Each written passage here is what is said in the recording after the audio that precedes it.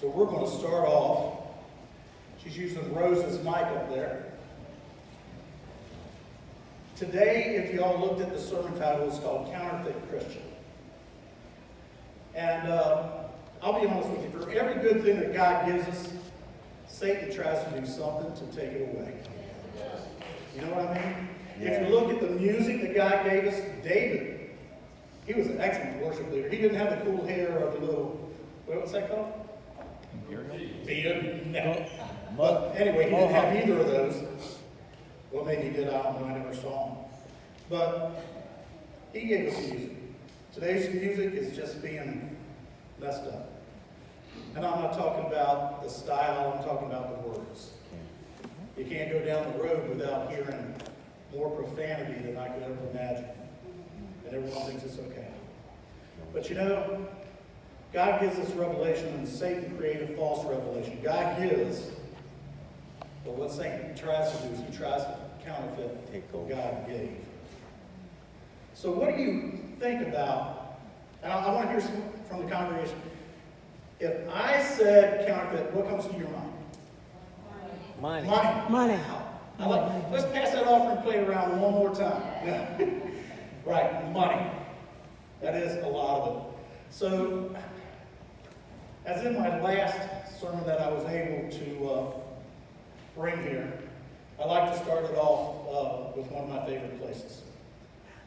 Sometimes I'd go to this place like right across the street, and for lack of using their trademark, I'll call it McDougal's. Okay, right across the street. And, well, this is what happens. You ready? I'm driving up in my car. Welcome to McDonald's. May I take your order? I'd like to have a number 2 quarter pounder with cheese, no onions, supersize it, we'll make it large, with a Coke.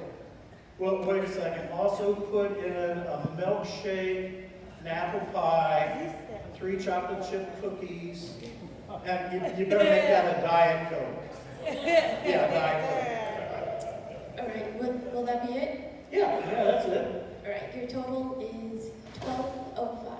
$12.05. Thank you. You sound awfully pleasant.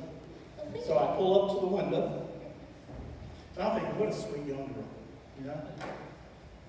And I look in my wallet, and I look at the allowance I was given this week. Don't think I don't get allowance. And all I have is a 20. And she's smiling at me. She's so sweet. Are you in high school? No. No? Oh, God. And I hand her that 20. Oh, wait one second. Hold on one second. I'm supposed to have a remote today. And suddenly, this sweet young girl, let's see if we can go to the next slide, becomes an agent for the Treasury Department. Try to get it to work. That's where I am.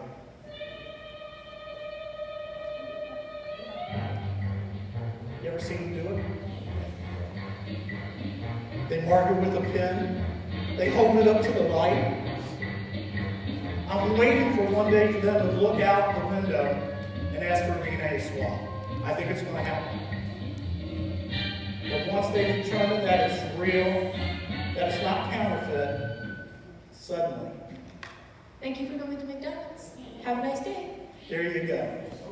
Give that 20 seconds.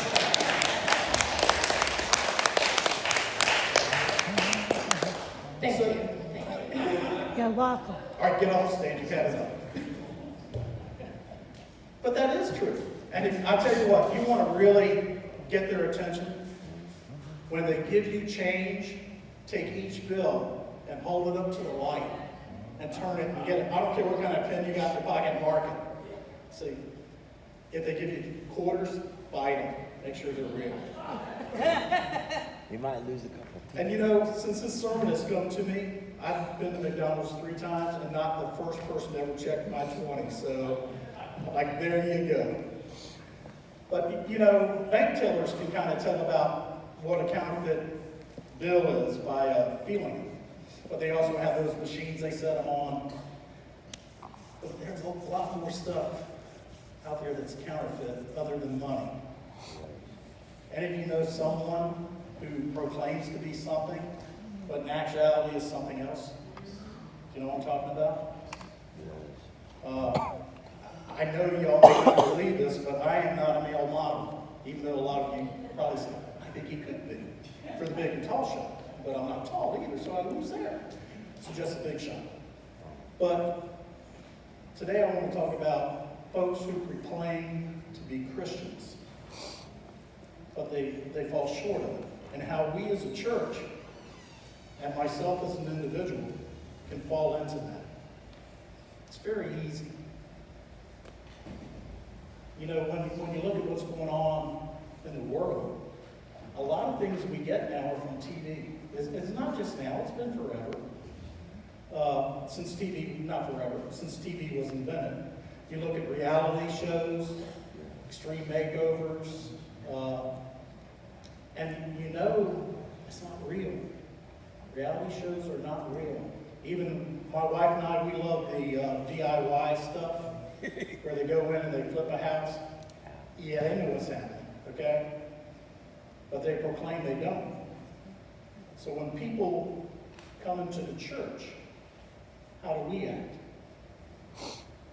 Think about it for a minute. How do we act? Do we act like we got our act together? No. Like we're sinless? Like we're really, really glad you're here? A lot of us do. But do we mean it?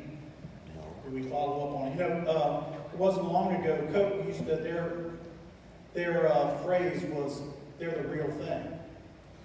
And they were so real that they changed themselves to Cherry Coke, Coke Zero, Coke, all sorts of different types. So if they were the real thing, they had to modify it 3 or 4 different ways to be the real thing. Once, I wanted to look a little bit younger. By the way, that doesn't happen, okay? And I remember, there might be a lawsuit in this now that I'm thinking. I used Just for Men. You ever heard of that? Yes. Yeah. Turns gray hair black? No. Turn mine purple. And it burned my scalp. So I was trying to be something that I'm not.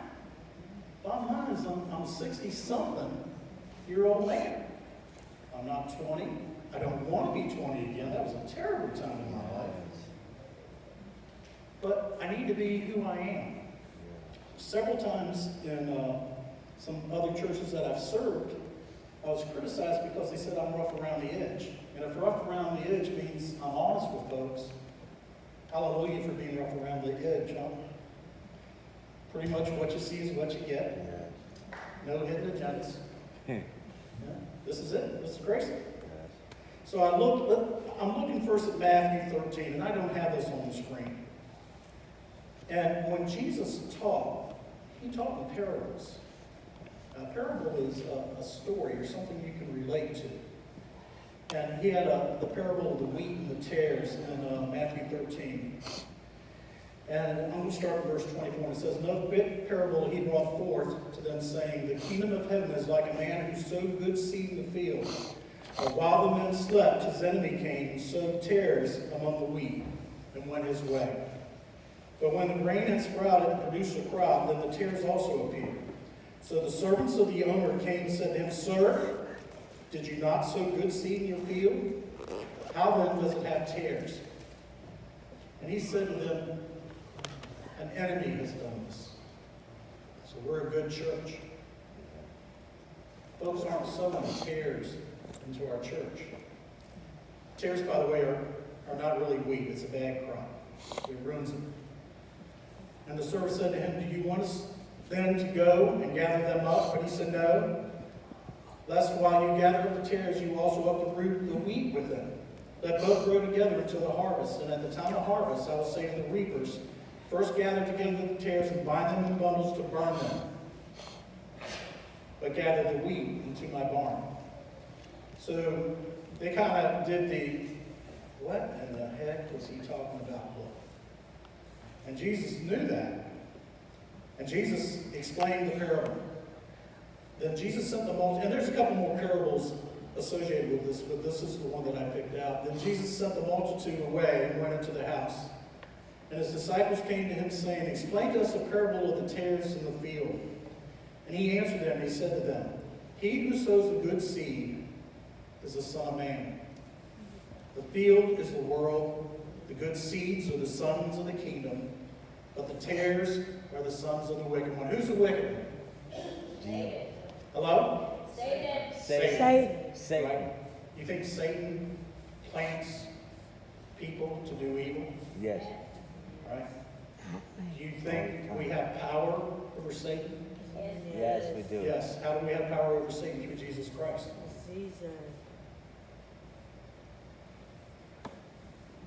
Therefore, as the tares are gathered and burned, therefore, as the tares are gathered and burned in the fire, so it will be the end of his age. The Son of Man will send out his angels, and they will gather out of the kingdom all things that have offended, and those who practice lawlessness, and cast them into the furnace of fire. That's Jesus talking. Jesus tells you you're one of them bad guys, if you're going into the furnace of fire, you might want to pay attention. There will be wailing and gnashing of teeth. I don't know what gnashing of teeth would sound like, but it's mentioned several times in the Bible, and I don't. They're beautiful people. A smile. No, gnashing of teeth. But I wouldn't want to see it. Then the righteous will shine forth as the sun of the kingdom of their Father. He who has ears to hear, let him hear. So, how do you tell what's real and what's counterfeit? How do you know what I'm saying is true? I once was in a Bible study with a gentleman who's a pastor, but he's also a professor. His name is Dr. Hugh Litchfield. And Hugh Litchfield gave a fire and brimstone Wednesday night. Right? He was just from a church that never would ever say a word, and Lord help you if they clapped because it sounded like applause during the song. But when he got done preaching, he asked how we liked it. We said, Amen, that was powerful. And he goes, and it was all a lie. It was all a lie. Everything I said and I quoted is not in the Bible. But I presented it such that you thought it was. So as a little advice, when people tell you this is from the Bible, look it up. Right? I can only give you what God has laid on my heart and what I read in different books as far as the interpretation. There's probably 6 different interpretations or more to every passage of Scripture. If it's from God, you'll know it. And that's why we have things like Bible study, small groups, church, Sunday school, so we can talk through this. But doesn't it sound really strange that you think people could actually lead you to, not follow God's word? Now, I do have some age on me, so some of these folks I'm going to talk about, a lot of you won't know. For the younger folks who don't know, I suggest you look them up, because it's real important. We have lessons in our past, and we have people today that are still the same way.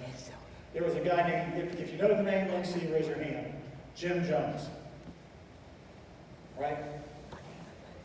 Jim Jones was a counterfeit evangelist. I had to figure out how to put that. Jim Jones did all sorts of evil and did it saying he was doing things in the name of God.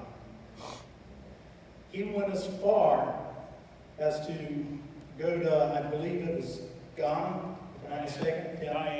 Guyana. Thank the man, Guyana. And take people with him. Now, what he was doing was rape, financial stealing, there's no other way of putting it. And he was trying to evade actual persecution in the United States. And the United States was coming after him. And they sent, I believe, a congresswoman and a few other people over there to get him straight. And during that time, he talked to all those people into being, hey, make sure everyone's smiling, everyone's happy, make sure everything is okay. So when they came to visit, it looked like everything was okay, but people were giving them message as hell. We're in trouble. Well, Jim Jones, while the people were going to the airport, sent some folks to the airport to kill those people. And in turn, this is how much he loved his flock. He poisoned big vats of Kool-Aid and had people come and drink it. And if you look at the pictures of the people in the field who thought they were following God, They weren't. because if they ever opened up their Bibles and read what he said and saw how he was acting, they would know he was a counterfeit. But he was tickling their ears. He was making them feel like they were needed. A lot of folks out there don't feel needed. And that's all they want is to feel needed. So that was Jim Jones. And he had David Koresh. David Koresh did essentially the same thing, right? He went into a compound and ended up having the majority of his folks die. And then there was a guy named Sun Myung Moon. He was actually in this area. They used to be called Moonies, the people that followed him. Now, how many of you heard of Sun Myung Moon before? Right? Had good seafood. I hate to say that, but they did a lot of commercial fishing. So you can look and you say, "Oh, that was in the past." You know, that was folks your age. We're smarter than that. No, you're not. No, you're not. You think you are? You know, you need to come to church. You need to learn the Word. You need to spend your day in prayer. The Bible says pray and pray without ceasing, asking God to reveal to you what you just read. Right? Talk to your pastor, talk to your Sunday school teacher, have them help you. Right now, I think every time, I don't like calling out other religions, but I just got to. When I see someone trying to convert people to Mormonism, it hurts my heart. I'll just say, if you're ever approached, don't be taken in. Actually, listen to what they say. Go read the Bible yourself. I love when they come to my house because I invite them in and I try to convert them to Christianity as far as I can. I remember one day they were out coming down the street, and one of the ladies in the neighborhood was driving by. She said, "Oh, you better watch out." And the two guys on the bicycle, they were like, "No, we're just here to talk about the Lord." She goes, "No, I was talking to y'all. You just stopped in front of a Baptist pastor's house, and he won't let you go." And that was right. And we talked for a long time. Did I convert him? No. Could you have converted someone from Jim Jones's cult or the Moons? No. The only true love, the only true faith, one God is a triune God. He was the Father, the Son, and the Holy Spirit. If anybody tells you anything other than that, They're wrong. run. Run. Pray for them. So the first slide I want to show is in Romans. Romans 12, chapter 9. Jesus was asked, what is the greatest commandment? And one of the things, and I will bring this up in every single sermon that I'm allowed to preach for the remainder of my life. What is the greatest commandment? And the focus was love. In Romans 12, verse 9, it says, "Love must be sincere. Hate what is evil. Cling to what is good." Now I'm going to read a little further into this. "Devote to one another in love. Honor one another above yourselves." Honor one another above yourself. That's hard. Parents, you understand, right? You understand because if you want to give up everything you can to make your children successful. If your child's sick, it just breaks your heart. And that's the kind of love that is very similar to the agape love that God has for us. Never be lacking in zeal, but keep your spiritual fervor, serving the Lord. Be joyful in hope, patient in affliction, faithful in prayer. Be happy that there's hope. If you're sick or ill, be joyful. It says it right here, right? Be patient also, because that affliction one day is going to come to an end. And folks, sometimes the affliction doesn't come to an end when you're out running the streets again. Sometimes the streets you're running are the streets of gold in heaven. But still, be patient. And when that happens, be joyful. Share with the Lord's people who are in need. How many of you come to Wednesday night? Come down and share with the people who are in need. You're going to see a lot of folks you've never met before. This church, we're trying really hard to do the NEST program. I'm going to give you one of several weaknesses that Grayson has. Working with homeless people. That is one of my several weaknesses. I find myself judgmental. I find myself wondering why, instead of doing what it says right here, and that's to love. I think that's why God throws me in that position quite often, to open my eyes, because apparently sometimes there's scales on them. You know what I mean? Yeah. You ever had God put you in something like, hey, this ain't me? If God calls you to it, you better do it. That kind of rhymed. That was awesome. Yeah, that's pretty neat. Bless those who persecute you. Bless. Now this is real. Bless those who persecute you. Bless and do not curse. I learned a long time ago, keep your friends close, keep your enemies closer. That was taught to me a long time ago. Don't curse them. Seriously, don't curse your enemies. I had a lady at a church I served at come up to me during an invitation, and I didn't normally preach, but I did periodically. And when she hugged me in tears, she told me she had hated me. Those were the terms. Hated me for an entire year. She carried around hate for an entire year. And I'm like, wow, I've had a lot of women hate me before, but I usually could pin that down to one stupid thing I said. And come to find out, she had asked me to do something that was very important to her.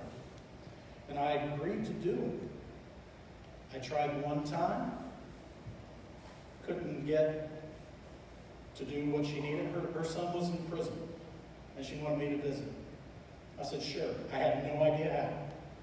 So I called a friend who's in the Virginia Beach Sheriff's Department, and he says, I'll get back to you, and he never did. He's a great guy, but he's just like me. There's no holes here, folks, right? And I'd forgotten about it, and I never got back to her. But instead of coming to me saying, Grayson, what'd you find out? And I said, should have had a B8, I forgot. She carried it around in anger. I will tell you, Satan will use that anger to mess up your wheat field, right? He'll plant that anger in a church. When something gets under your skin, in the proper way, talk about it. Go to the person that offends you first. And go to them and say, hey, what you said kind of hurt me. What did you mean? You might find out that they didn't mean it that way. You might find out they're just mean. Don't know. But you might find that out. Don't carry it. And here's one I love. Well, there's a couple here I love. Rejoice with those who rejoice. If you're having a good day, so often when I say, you got any prayer requests, I love to hear it. Yeah, I've had a great week. God has truly blessed me. Usually we bring our problems to God. It's okay if we want to say, woo! Thank you, God. It's all good. Mourn with those who mourn. I don't know how I got that spiritual gift, but that is one of my spiritual gifts. Live in harmony with each other. Do not be proud, but be willing to associate with people of low position. Never quite understood that because everyone's position in my book is the same. Right? Every human that walks the earth, we're all the same. Do not be conceited. This one I could share with some friends. Do not repay anyone's evil for evil. Right? Why'd you do that? Well, this is what you did to me. Well, okie dokie. Be careful to do what is right in the eyes of everyone. If it is possible, as far as it depends on you, live at peace with everyone. Do not take revenge, my dear friends, but leave room for God's wrath. For it is written, it is mine to avenge, I will repay, said the Lord. If your enemy is hungry, feed him. If he is thirsty, give him something to drink. In doing this, you will heap burning coals on their heads. Do not be overcome by evil, but overcome evil with good. Those are words to live by. So, if you're in a church or in the world, and the person says, hey, I'm a Christian, but you know what? We were at our church the other day, and the Properties and Grounds Committee didn't approve my project that I wanted. So you know what I'm going to do? I'm not going to tithe. I am not going to tithe. Right? I asked the guy who does worship to play this song. He did not play it, and when he finally played it, it was terrible. Right? By the way, I don't do request folks. I don't. But when that happens, that person who's telling you they profess to be a Christian needs to open up the book that's in your pews. You know, we may be Southern Baptists, and we may use the guidelines of the Southern Baptist Convention, but what we really go by is a book called the Holy Bible. Amen. You open up the front, you read it to the back. Then you do it again, and you do it again, and you do it again. So is that person a Christian? What do you think? Is that person a Christian that's doing that? Yeah, he is. Or she is. Because here you go. What the world sees when you hear the word Christian is they're going to see someone perfect. Is there anyone in this room that's perfect? No. No. You're going to mess up. That's right. My coach in high school used to tell me, and that was like 4 or 5 decades ago. I'm old. He used to say, if you mess up, fess up. Right? If you mess up, fess up. If you find yourself as a Christian not acting like a Christian, go to that person and apologize. Because we're all going to fall short. I think about it in my office space. I sign my name, Reverend Grayson Leach, on my work documents. I do. I do that for one reason, to inspire a conversation. And it's amazing, since I started doing that, how much conversation I get. But it is also amazing how many people watch me. Because I have I'm not going to say a temper problem, I have a passion problem. And someone doesn't work as hard as they should, or especially if they are not 100% honest, I get really passionate about it. You know, really passionate. So I see people, how can you profess to be a Christian when you just yelled at that person? And your heart just says, no. And the answer is, I'm not perfect. I'm far from perfect. You're far from perfect. If I go to 1 Peter, verse 7. These have come so that the proven genuineness of faith, greater worth, more than gold. Be genuine. People today are looking harder at finding a real relationship in a church, in their lives. And it is painful.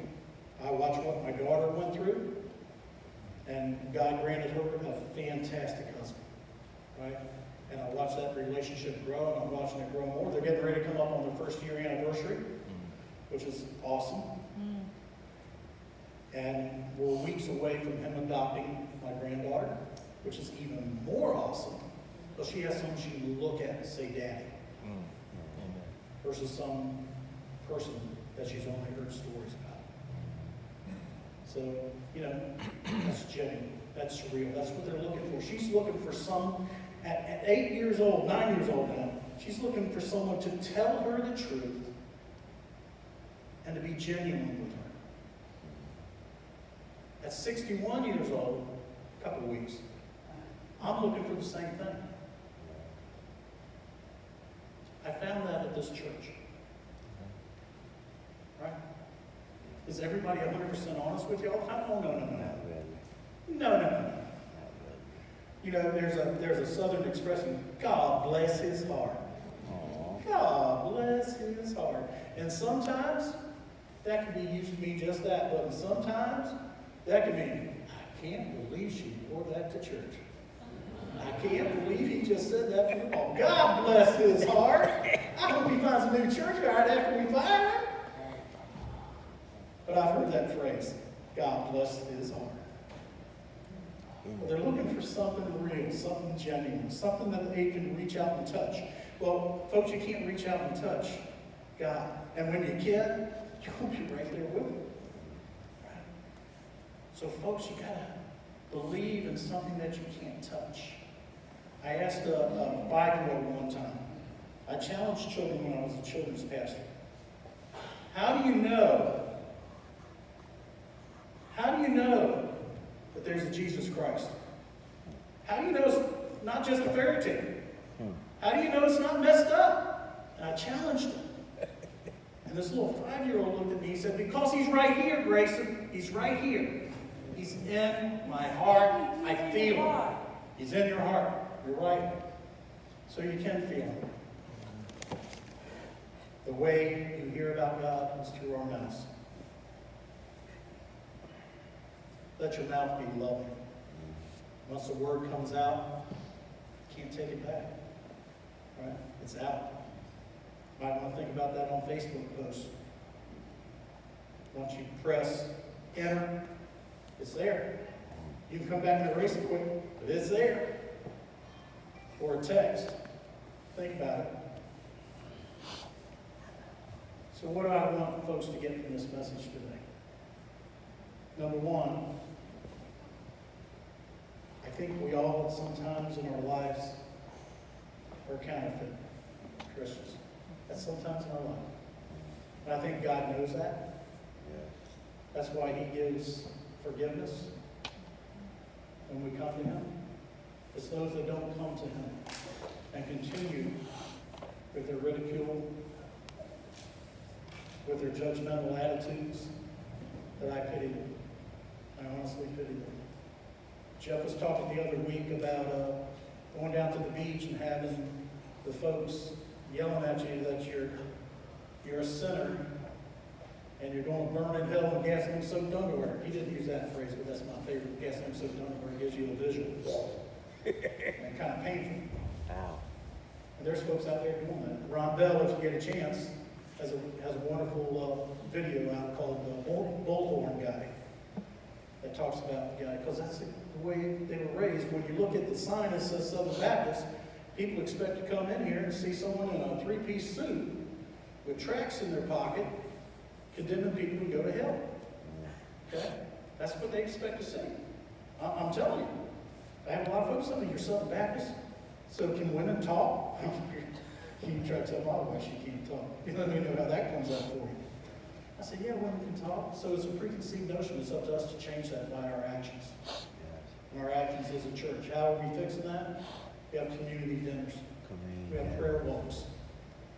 You don't know how many people's lives you're touching with this drive-through prayer. I wish I didn't work, because I'd love to come out here and pray with people. I pray with people more than you ever know. My wife and I went to Nags Head the other day, and this young girl was talking about, I just don't know whether to tell them. I'm talking to the lady behind the counter. They're talking to each other. She goes, I don't know whether to tell them I love them or not. I do love them, but I don't know, because my marriage was so bad, he beat me and all this. And I'm like, she said $12. I said, let me see your hand. And we prayed. And my wife goes, oh, here he goes. You know, she just wanted the little whale bank that she was getting. But sorry, we had a worship experience there. Well, that's it. I'm trying to be real, because it was killing me. It was hurting my heart to hear that this woman, number one, had been through this.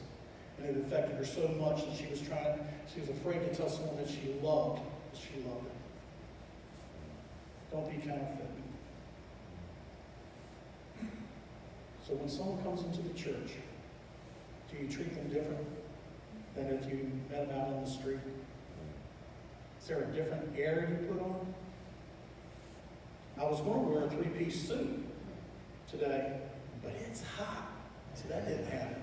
That's the score. Because a lot of folks believe a pastor needs to wear a suit. Now, I don't know why, to marry or bury, I wear a suit. I don't know why. I just do, unless it's on the beach.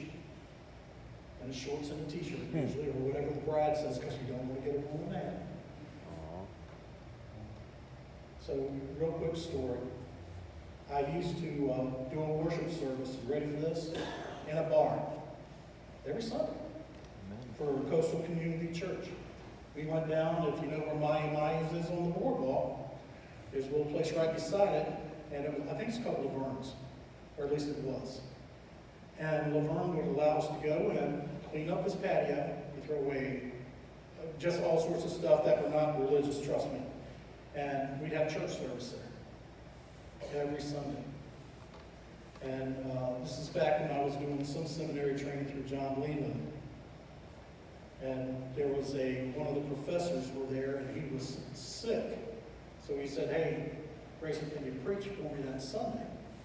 It's like, "Well, I got this, what time service?" And traditional 11. So I said, "Sure." And I'm at the ocean front preaching at 9 o'clock there. And if the waves were really good, we're surfing beforehand, it might be 9:15. Just gotta wait. Depends if it's just high and glassy, we're gonna be out there a little bit.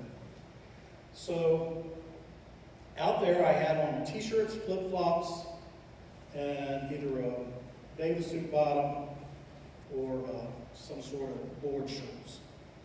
And I went from that, I drove all the way over to Western Branch area, Chesapeake, and stopped in a school parking lot behind it and changed into a suit.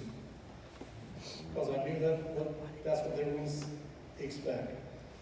And when I got there, it's John Robinson.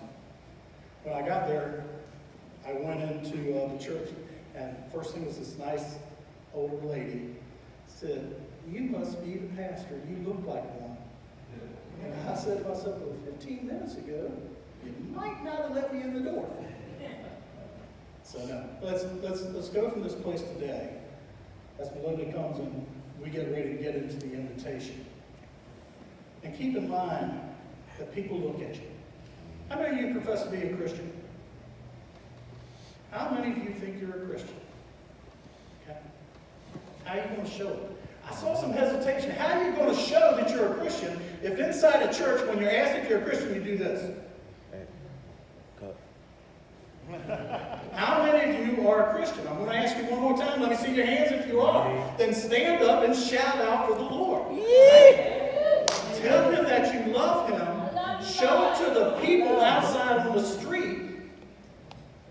Don't be shy. And tell them you love them. But more than that, don't just let your lips do the talking. Let your heart and your hands and your feet take the action. Amen? Amen. Jeff,